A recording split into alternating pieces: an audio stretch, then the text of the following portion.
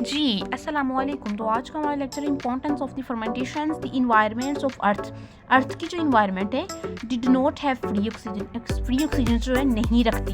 Have का मतलब रखना, नॉट का मतलब नहीं। इन द अर्ली फेज, इब्तदाई फेज में, यानी इब्तदाई phase, early phases of life का मतलब है जब ये फेज़ शुरू हुई थी, जब इब्तदा हुई थी, जैसे हम उर्दू में कहते हैं कि हमने इफ्तिताह करनी है, ऐसे इसको कह देते कि इसकी इब्तदाई शुरू से।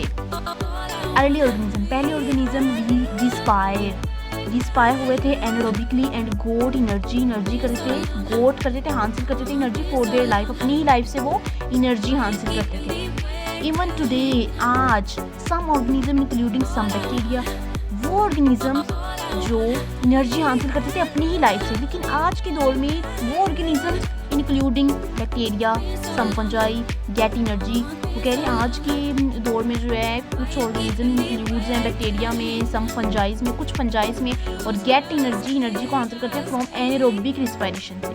एनारोबिक मतलब ये देखिए, एनारोबिक रिस्पायरेशन का मतलब है जिसमें ऑक्सीजन मौजूद ना हो। जी, आर कॉल्ड द एनारोब्स, इन्हें क्या कहते हैं, anaerobes. When skeletal muscles of human, जब स्केलेटल मसल्स, ह्यूमन के स्केलेटल मसल जो हैं वर्क हार्ड, ज़्यादा मेहनत करती हैं ड्यूरिंग एक्सरसाइज। जब भी हमारे स्केलेटल मसल्स जो हैं ज़्यादा मेहनत करते हैं, एक्सरसाइज ज़्यादा करते हैं, ऑक्सीजन सप्लाईज नॉट, लेकिन ऑक्सीजन जो है सप्लाई सफिशेंट तौर पर ऑक्सीजन सप्लाई नहीं करते टू फुलफिल डिमांड। उस डिमांड्स के मुताबिक जितनी हमें ऑक्सीजन सप्लाई करनी चाहिए ना, उतनी वो फुलफिल डिमांड्स के मुताबिक सफिशेंट होती हैं, ऑक्सीजन सप्लाई नहीं करते ज़्यादा। This skeletal muscles carry out anaerobic, skeletal muscle जो कैरी आउट करते हैं एनारोबिक को, रिस्पायरेशन गेट एनर्जी, वो एनारोबिक को कैरी आउट करते हैं, कहते हैं, यही समझ लें कि वो कहते हैं कि वो हमें एनर्जी हासिल करते हैं, वो हमें एनर्जी हासिल करें, या एनर्जी हम उससे हासिल की जाए।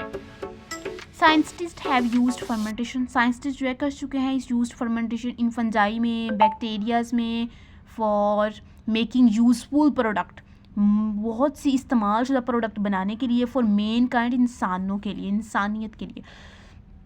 For example the fermentation in bacteria में फर्मेंटेशन होती है, इज़ यूज फॉर मेकिंग चीज़ में होती है, योगर्ट में होती है, ठीक है, दही में।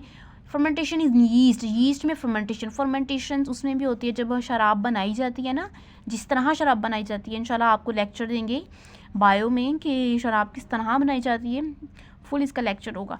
जिस तरह शराब बनाई जाती है उसमें मेरे ख्याल में फर्मेंटेशन होती है। जी, फर्मेंटेशन इन यीस्ट में फर्मेंटेशन जो है इज़ यूज्ड होती है इन ब्रीविंग में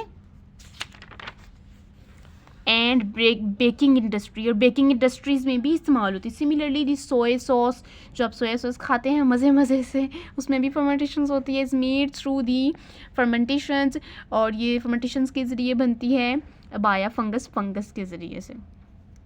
आज का लेक्चर इतना है, इंशाल्लाह कल नेक्स्ट हमारा होगा मैकेनिज्म ऑफ सेलुलर रिस्पायरेशंस, ये भी मेरे ख्याल में लॉन्ग में है।